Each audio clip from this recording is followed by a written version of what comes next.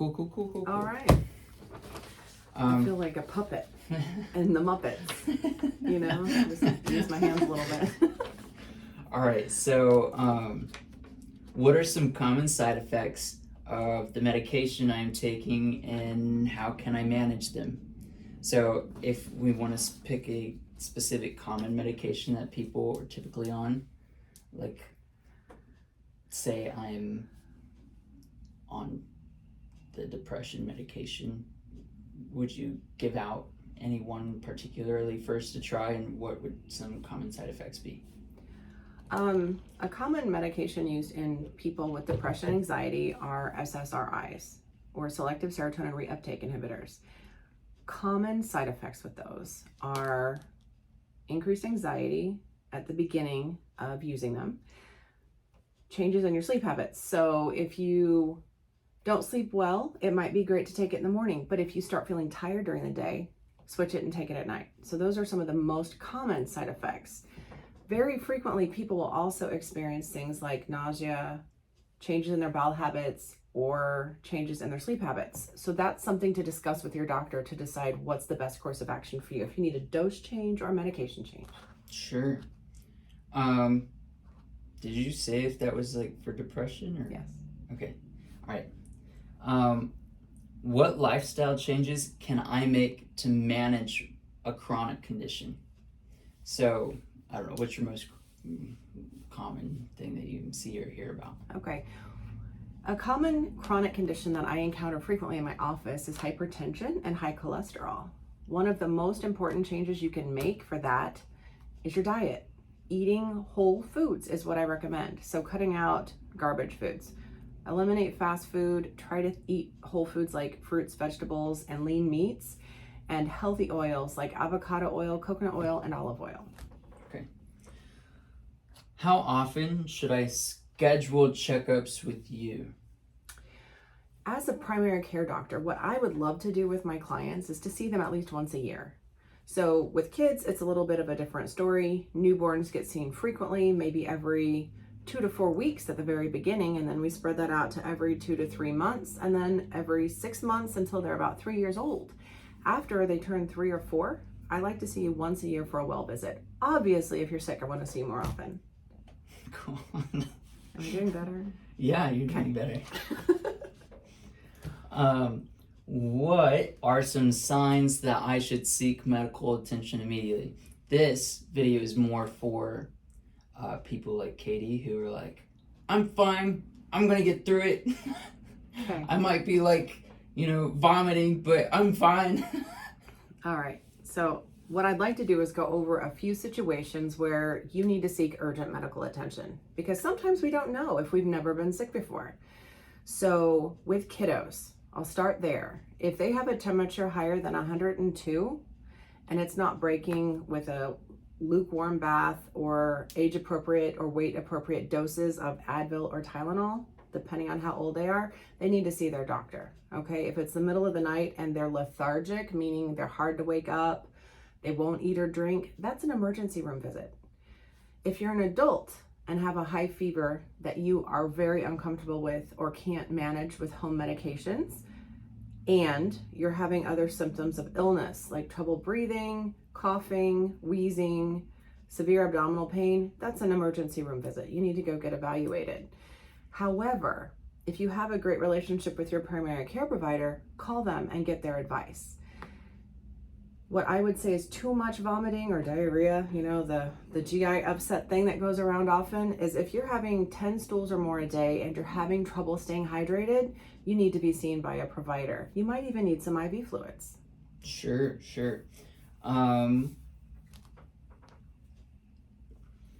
What is a healthy weight for me, and how can I achieve it? I see a lot of people, especially girls, who, they're constantly comparing themselves. And for example, I'm speaking from experience with Katie.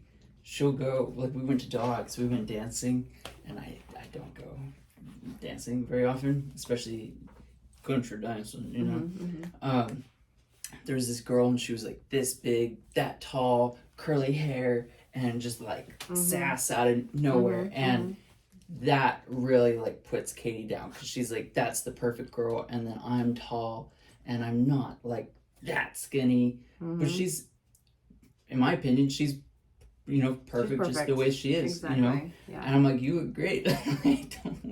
don't do that. Right. So what's a healthy weight? Because she, at one point in her life, Julie's mom too, just either would stop eating and become like anorexic, or they make themselves throw up. Right. So they'll go eat and then go to the restroom and make themselves throw up. Super unhealthy. How can we help, I'm going to say, destigmatize that and normalize different body types? Sure. So oftentimes I get the question, well, how much should I weigh, Dr. Reagan? I need to lose 50 pounds, 100 pounds, 20 pounds. What should I look like? How much should I weigh? So my honest answer is where you feel well and you're healthy. So what that means to me is that you're not having any weight-related illnesses. If you're overweight, hypertension, severe high cholesterol, trouble breathing, sleep apnea, those kind of things, I want you to get to a healthy weight that feels comfortable for you, that you can bend over, put your shoes on, walk at a normal pace without getting completely out of breath. There is the other side to this that is also too light. There is this misconception that there is an ideal. The problem we have with the ideal online, as most of us now know, is everything can be altered. What you see online is not reality. And when we see someone who's underweight, significantly underweight, they're at risk for other health problems, including heart, thyroid, and gastrointestinal disease. So ideally, you have BMI is one of those things I don't love, but if I had to put a number on it for you to go to, between 20 and 25% would be a healthy BMI if you need a number target. And you can run at the high end of that BMI chart and be very healthy. You can run at the low end of that little range and still be healthy. My ask is that you feel good in your body and not have unrealistic expectations. Certainly. Are there things that I can do to like get past, like if I hear what you're saying, I'm like, you're probably right, but I'm still stuck on this, like how can I change my mindset or perspective? I know that that's more of a psychology thing.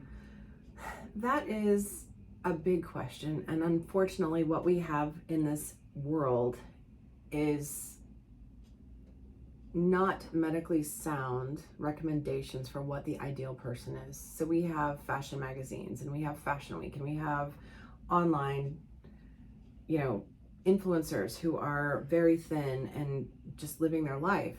We have to understand there are people of all different makes and models, basically. We're not all the same. If we were, it'd be a pretty bland society that we live in. More than anything, what I would say is have that deep, insightful conversation with yourself of what is it that you want to be?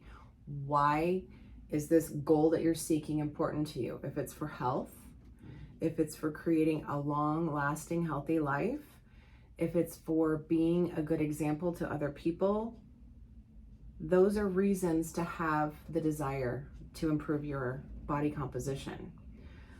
There are many people who are what we call skinny fat, where they have zero muscle. They have no meat on their bones that gives their body energy. So you can be very unhealthy and thin. We have some people who are very, very what we call big boned in the world, right? Or plus size. They get a lot of bad rap from the thin crowd. And it's because, you can't be healthy and big. That's not true either. You can have really great, strong bodies and be a little oversized. And that's okay too. What I want is to work on health.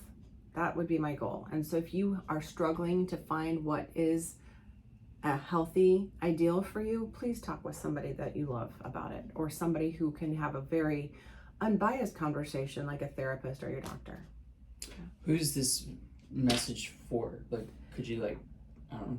So this message for me, going from my heart, it's the whole, if I could go back 20 years, what conversation would I have with my 20-year-old self? Would be just this, is you don't have to work out 2 hours a day to be healthy, but don't stop working out. You don't have to avoid all of the cakes and enjoyment in life in order to have a happy life. If you find balance in all things, you're going to find that you are in a much more even place. And so it helps with anxiety. It helps with connection. It helps with self-confidence. It helps with just all aspects of life when you come to a realization that if I can do all things in moderation and love myself through it all, life is so much easier. Like that. Let's see.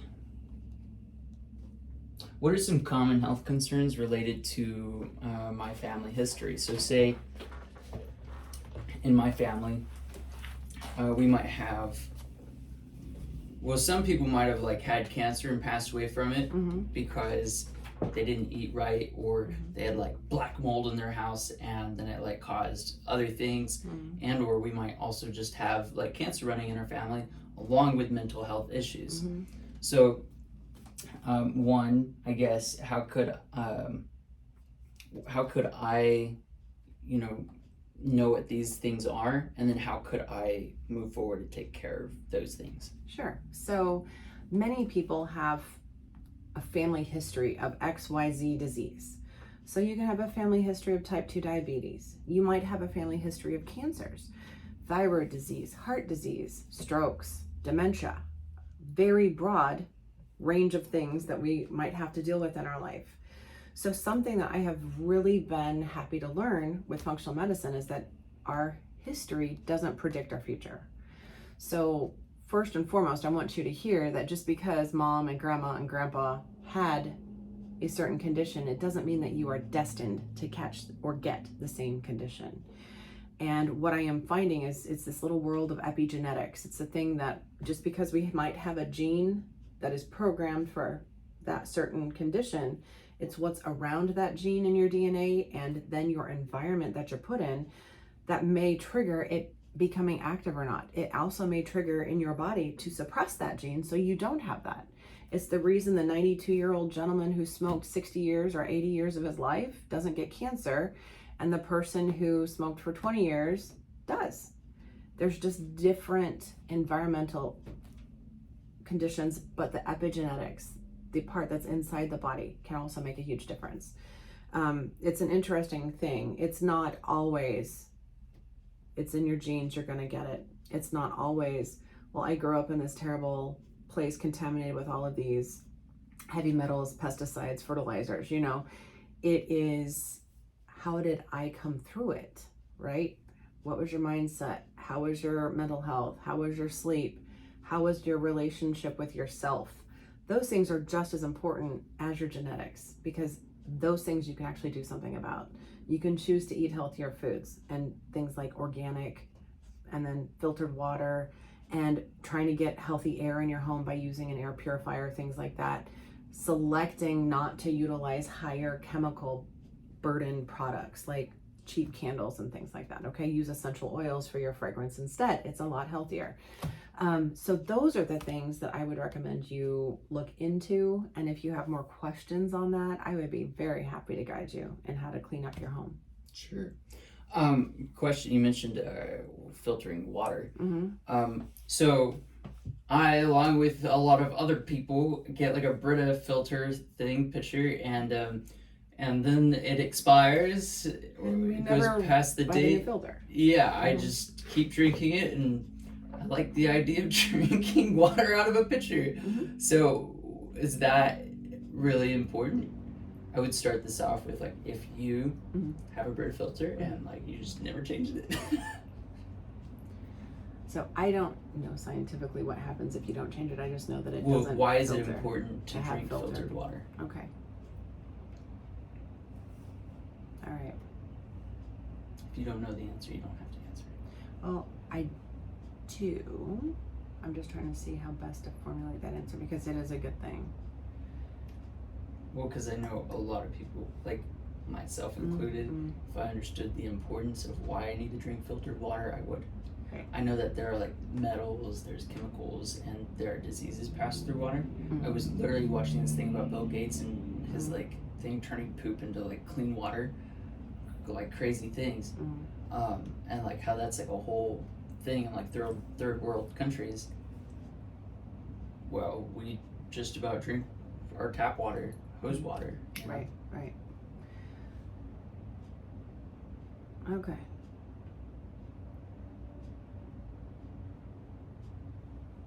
My bigger thing is why not to drink out of plastic, as I'm doing, but that's a whole other thing. Yeah, I would not do that while you're drinking. Right. So, if you like drinking water, let me tell you why filtered water is the better choice for you. So, we have water all around us here in the US. We are very fortunate to have easy access to water everywhere, in our homes, at the gas station, at restaurants. You know, you can go in and buy yourself bottled water at the grocery store, at the pharmacy, at the gas station, wherever you're at. But let me explain to you why I feel like drinking filtered water out of either a glass or stainless steel container is better for you. So in plastic bottles, we end up with some BPA and some other chemicals that could be potential endocrine disruptors.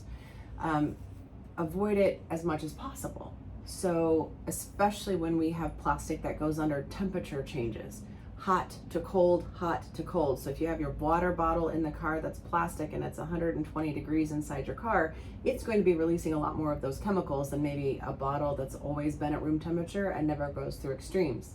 We don't know that on the delivery truck, and we don't know that at the factory where it was bottled.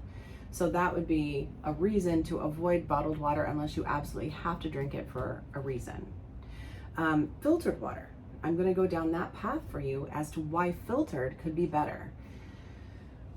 Our governments have parts per million allowed of certain substances in our water. And so as long as they're meeting less than that number, water is considered safe.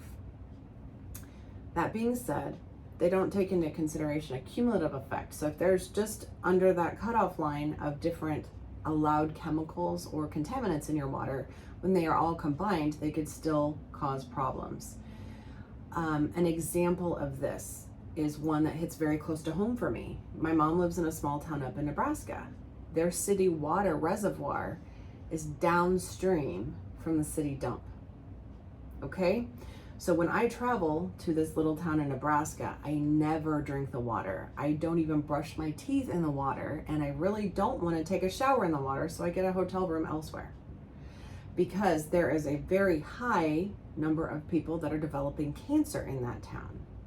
And I can only imagine what's coming downhill from the dump in an agricultural community into the water supply. When I have seen her water, there are times it looks like there's an oil slick in it, and there are also times when I run the tap, there's little particulates floating in it. So, what I want is those things not to be in your water. So there are different filters. There's the simple Brita type filter that you can get at the grocery store or at the big name store. Put the filter in, get healthier water. I like that. You got to change the filter, because what happens is it just loses its filtering ability, and then you start accumulating contaminants in that filter, and you're just running your water through that after a period of time. So change it as it's recommended. The next types of filters are house-based, like reverse osmosis filters. Those are really high dollar. What they do is create water basically in this system that evaporates the water, creates its own little cloud, and then it rains the water down on a very small scale. But you're getting freshly ozonated or freshly made water, which is just amazing, right? Mm-hmm. If you've ever had that water, you know it's just like fresh from the Mountain Dew. It's wonderful. There are countertop pitcher options like Zero Water, and it gives you a little particulate counter where you can check the particulate count in your tap water, run it through the filter, and it's 0. And they say as soon as that starts reading 0.06, you need a new filter. So they have a measurable way. But what that's doing is taking everything that's a solid particle out of your water. What our water filtration systems in our city water and rural water doesn't have is the ability to filter out medications like antibiotics or antidepressants, or the things that are used in large quantities, which tend to be antibiotics and antidepressants in our communities. Those still might, in some way, in a metabolized form, get into your system.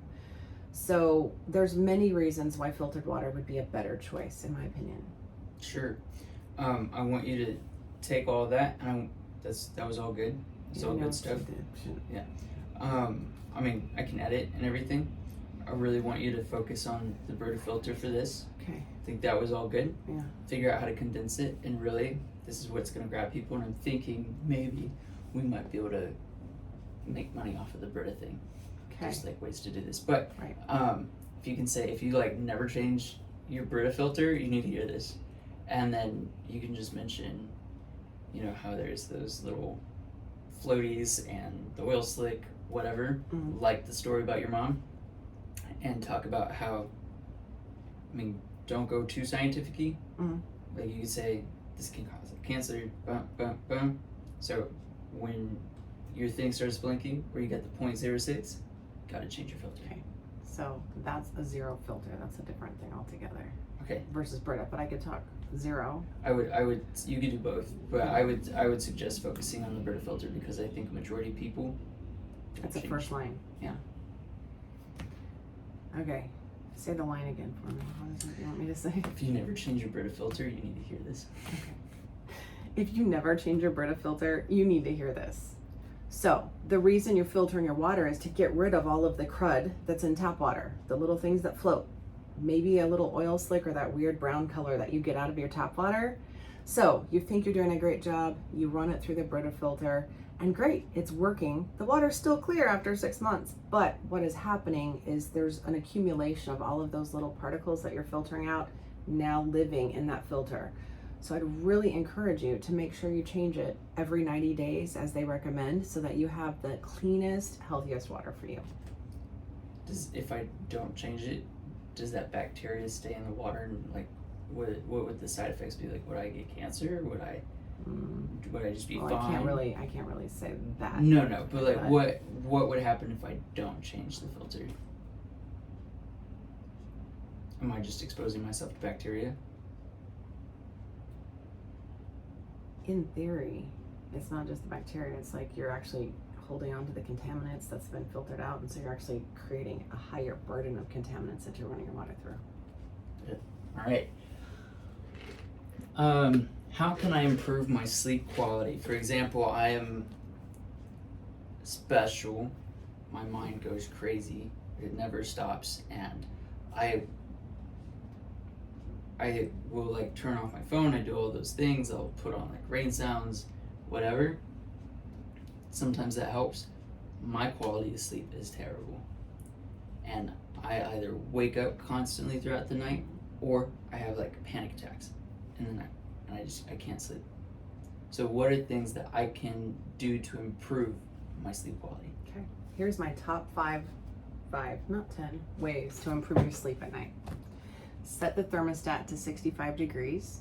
Make your room as cool as possible. Use aromatherapy under your pillowcase. And things like chamomile and lavender, because those are extremely calming essential oils and they can kind of help your body move into that parasympathetic rest state. Make sure that you remove screens from your life 2 hours before bed. All screens, TV, phone, tablets, you name it, get it out. If you're really struggling to sleep, I want you to remove the artificial blue light.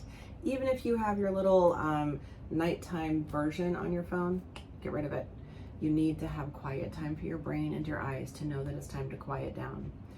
Another thing that I really like before bed is a nice warm bath or a warm shower. You can also bring in your aromatherapy with a little bit of lavender, throw some Epsom salts in, and that also allows your body to relax. It does a little bit of a detox and loosens up your muscles for sleep. The fifth thing is a big thing for me. Your bedroom is only for sleep and sex. It is not for anything else. So don't have it be your office, don't have it be your playroom, don't have it be your TV watching room. There you go. That's good. That was good. Okay. That's pretty good. My bedroom is my office. I know, that's the problem for a lot of people. That's one reason why your brain I can't feel shut very called out. off. Well, you asked. I'll tell you.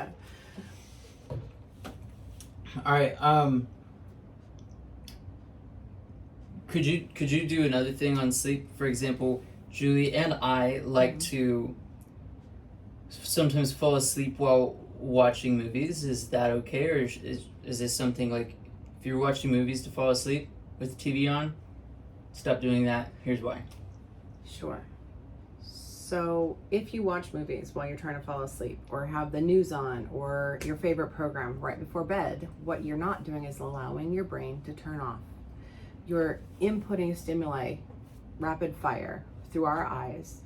Our brain is learning from what you're watching. So if it's an action movie, if it's bad news or that doom scrolling that happens on the phone, what's happening is you're inputting all of that data, and your brain now has to process this when you're trying to go to sleep. So it's really counterproductive to getting quality sleep. I have many folks tell me that, well, I can't fall asleep unless there's noise or unless there's a light. So turn on a sound machine, get a white noise machine, listen to a meditation, binaural beats, something that will actually productively help your mind turn off or go into that restful state. The thing about lights actually have been linked overnight to potential cancer. Having a light on in your bedroom at night can potentially increase your body's susceptibility to certain illnesses. So there's a lot of research being done on why we need to get away from blue light and artificial light in our rooms, and really need to go into lateral light and candle light in the evening, so that our bodies actually get to turn off and go into that rest, digest, and repair state. Interesting.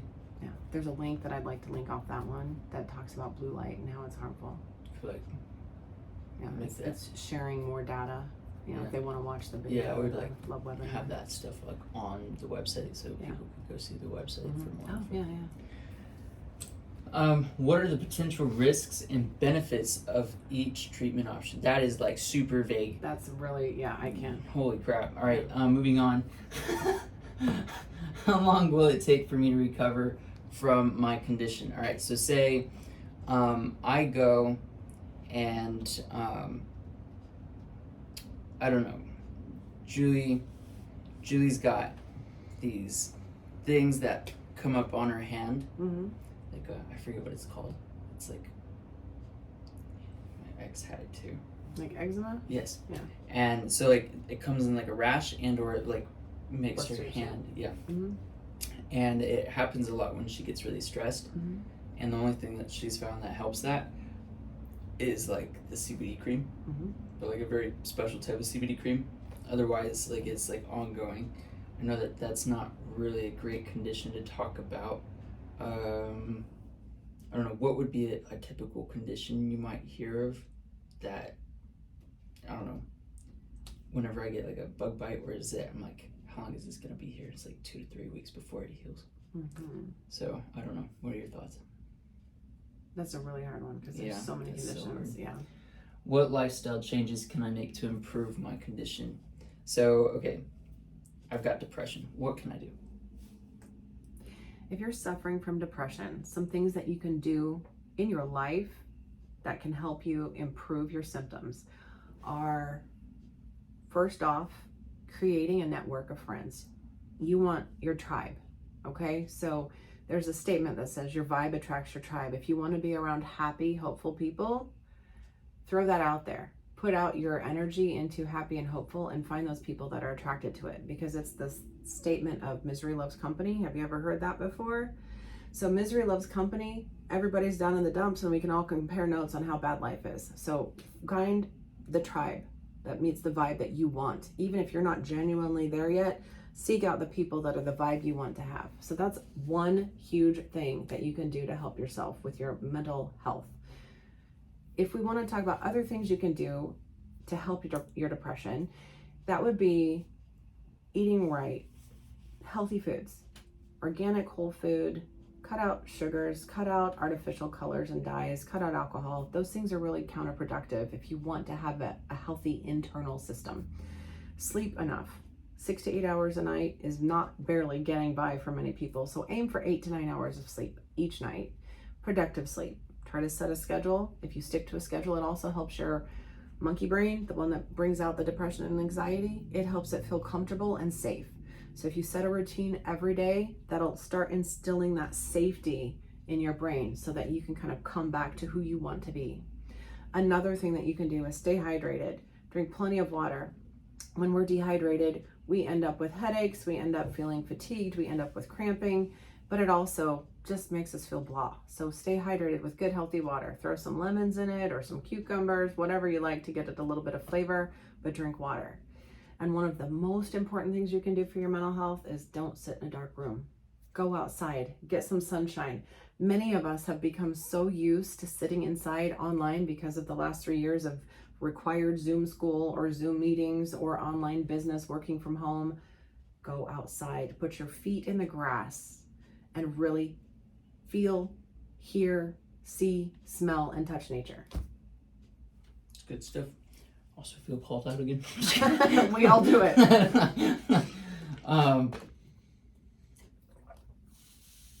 What signs or symptoms should I look out for that may indicate worsening of my condition? So say I'm on a medication that should be helping me, and it's actually not. One of the biggest things, if you're taking an antidepressant, that I want you to be aware of, it's really most at risk for young men if they're on an antidepressant. When they start an SSRI like Paxil, Prozac, Zoloft, sertraline, venlafaxine, citalopram, those are generic and trade names. One of the things that I, as a provider, look for is how you're doing. When we start a new medication, I want to see you back in 30 days, because if you're feeling suicidal, if you're feeling angry or aggressive or homicidal, we don't want you on that medicine. What has happened is your brain has now been able to organize and focus out of the depressed state, and we are really concerned if you're having any of those really dark thoughts or feelings. So that's one of the most important things for you to reach out to your prescriber for. Sure. Just checking how we're doing. Yeah. If you want me to hit another thing that's a little lighter, I can do that too. Or is this bringing the mood down?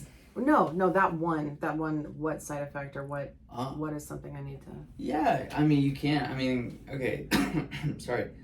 Say, I don't know if allergies is a good thing to touch on, but what's a common, thing that people have other than, depression that they might go on medication for? I don't know, do people have medication for allergies? Oh, yeah. Yeah, okay. Yeah.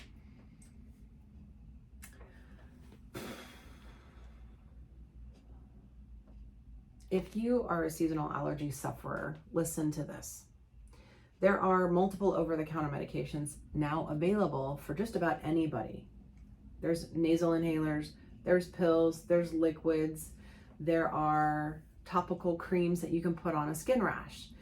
Allergies tend to have a seasonal component. So if you're taking an everyday allergy medication, but the season's passed, and you're not really feeling any symptoms, this would be a great time to try to stop it. So I would just stop that medication and see if you get any of your symptoms back. There are some conditions where you have allergies year round. As a functional medicine doctor, I would say we need to investigate why. So this would be an opportunity for you to come in. We evaluate what your sensitivities and allergies are, see how we can change your lifestyle and your environment to better suit you, and remove some of those allergic triggers so you don't have to be on medications all of the time. We do find sometimes there are people that are just allergic to just about everything. I joke that I'm allergic to Kansas, but I love it here so much I won't leave. But if that happens, there are certain herbs and supplements that I can recommend that can reduce the symptoms and strengthen your immune system without you having to be on a fatigue-inducing antihistamine all of the time. So I would love to have that opportunity to find that out for you. Sure.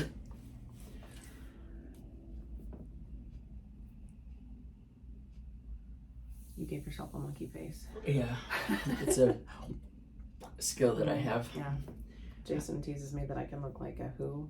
I just did. That's cute. You could be the Grinch and I could be Cindy Lou or the mayor or whatever.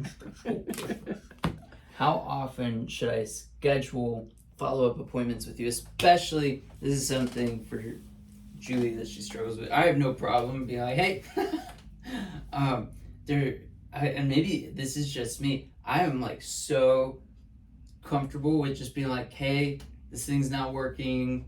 Want to talk to you, whatever. People like Julie, it's like, well, I just went and I saw him. I don't want to bother him. He's busy. This isn't worth their time, blah, blah, blah.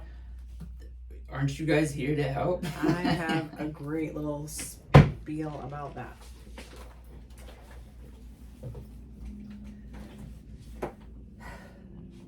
if you've just been started on a new medication or a new regimen by your doctor and it's not working, guess what? The most important thing for you to do is call your provider, because it doesn't serve you to sit and have no improvement in this condition that you've already seen your doctor for.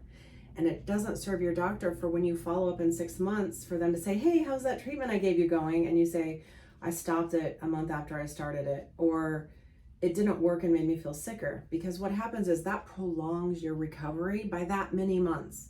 So it's better for you to call your provider, because number one, they get to write off and checklist that didn't work for you and move on to the next best thing. And you actually have the probability of feeling better. You'll start to feel better when the right treatment is in place instead of the wrong treatment. So with me, if you're working with me, if what we put in gear isn't working for you, the best thing you can do for me is text me, call me, email me, come in. I mean, you need an appointment to come in. It's a little easier to keep my schedule straight that way. But I want to know about it so that I can help you get to your best self faster.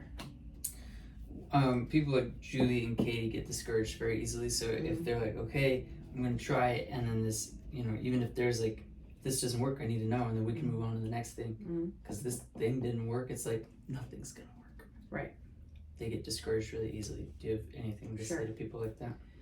Some of the treatments we start our patients on will have a little bit of a rough start. So if, say for instance, you have acne and we put you on a medical treatment or even an herbal topical type treatment, what happens is it's going to get worse before it gets better. So don't get discouraged.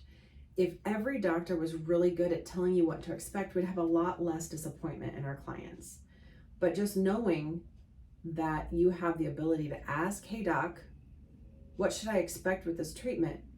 If they say, well, you should get better, but can't give you a timeline or kind of a plan of what to expect, then maybe it's time for a different doctor. I don't know, maybe. But if you ask that question and they say, hey, you know what, in about a month, your skin's gonna be fantastic. It's gonna be just beautiful and radiant. And in about 6 weeks, you're gonna break out and maybe your worst outbreak ever. If you know that's coming, you're gonna be able to cope with it a lot better, because what's happening at that 6-week point with skincare is that you're going through the detox.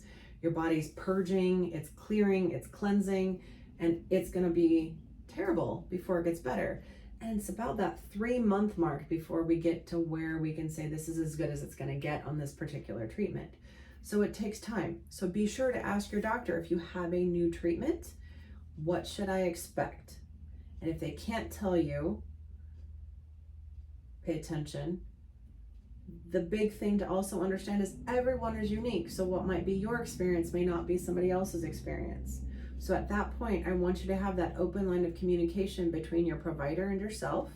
And if you have something come up that makes you feel uncomfortable or you're not sure if this is okay, call, because we want to reassure you and put your mind at ease or change treatment. Do you have any like stories like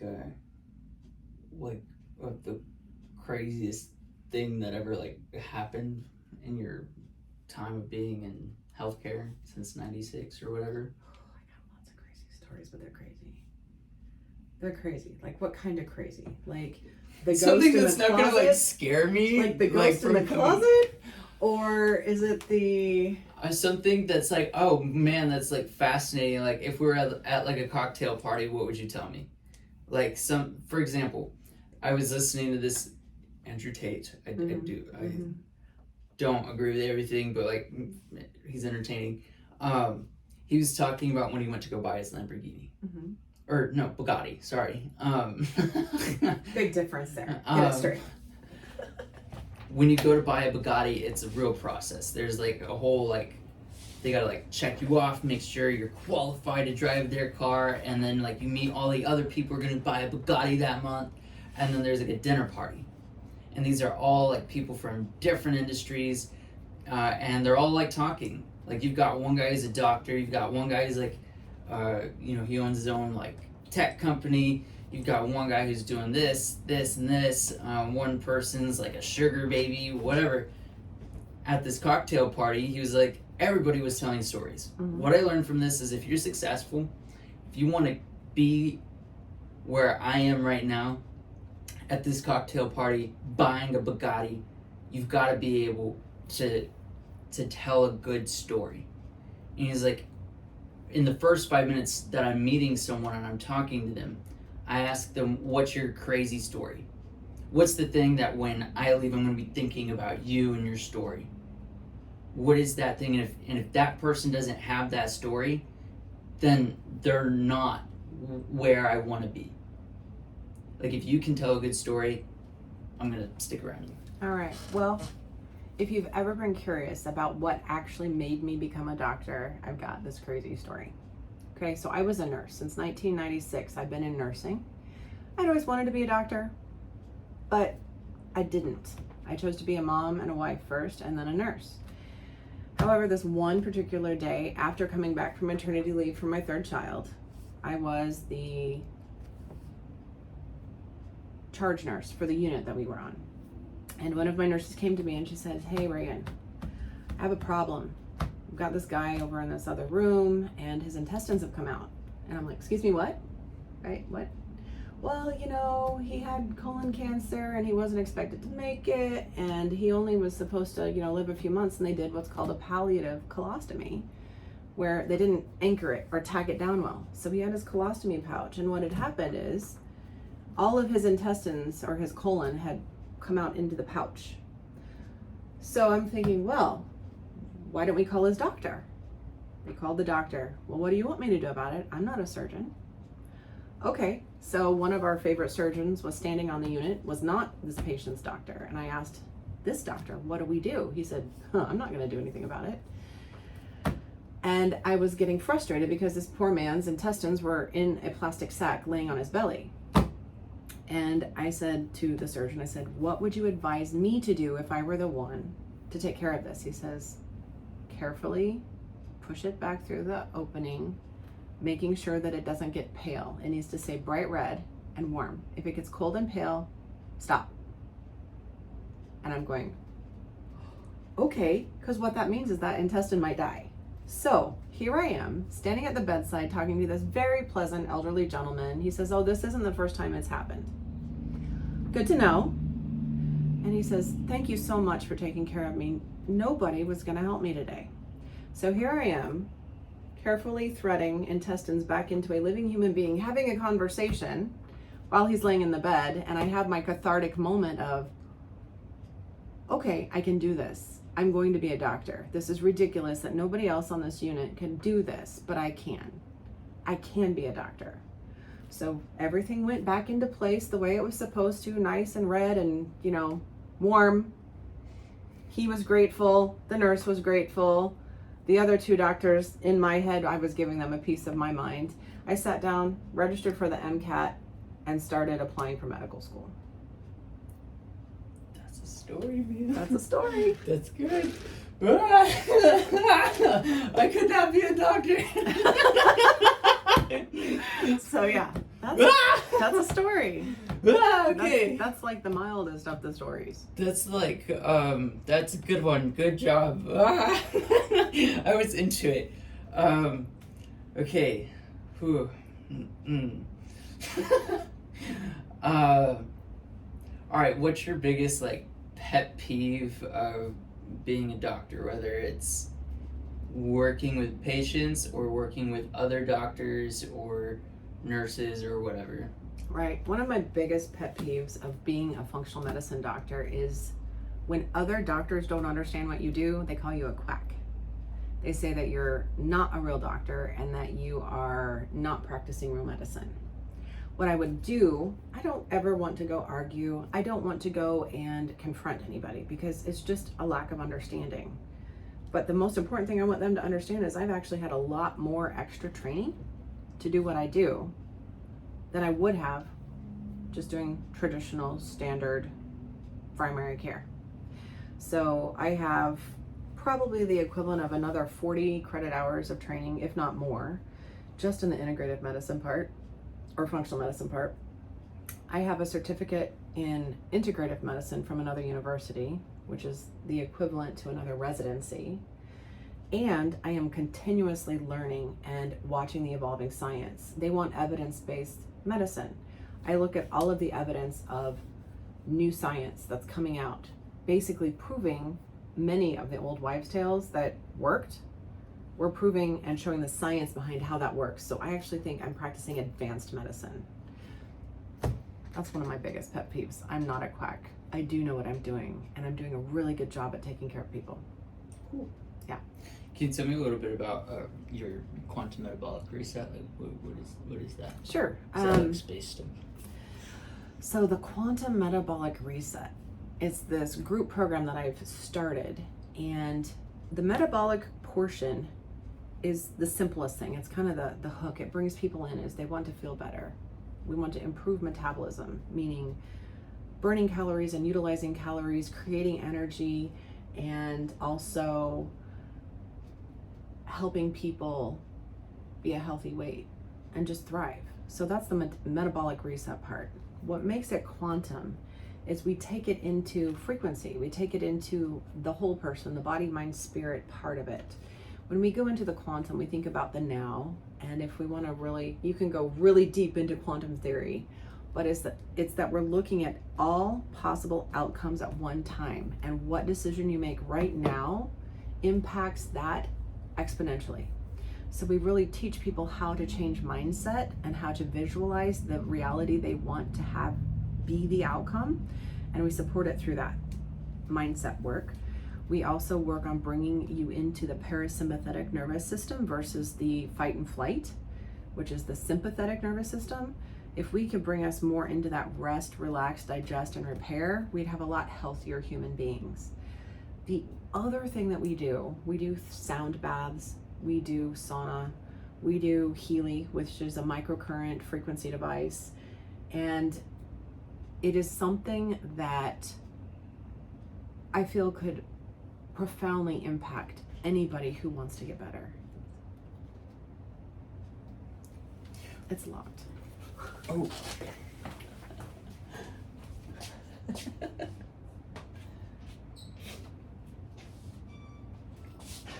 I doing this right? Oh, the other way. Locked. That's Here, all right. Yeah. No, I just had to unlock their front door yet. We can't in the back door. Gotcha. How are you? I'm good. I'm Tanya Hetman. Hi, Tanya. Hey. Silly. Nice to meet you. Yeah. You too. So.